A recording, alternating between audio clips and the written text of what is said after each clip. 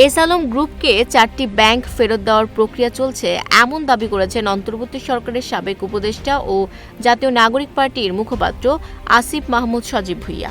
রোববার ফেসবুকে নিজের ভেরিফাইড পেজে এক পোস্টে তিনি এ নিয়ে প্রশ্ন রাখেন। পোস্টে আসিফ মাহমুদ লেখেন, ব্যাংক ডাকাত এস আলমকে সরকারের 35,000 কোটি টাকা সহ 4টি ব্যাংক ফেরত দেওয়া হচ্ছে। কে দিচ্ছে আমি জানি না, আপনারা জানেন?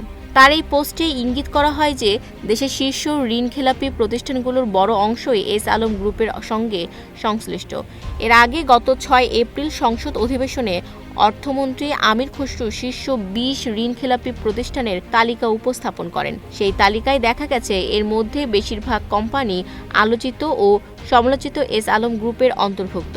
এসব প্রতিষ্ঠানের মোট ঋণের পরিমাণ 35,000 কোটি টাকারও বেশি।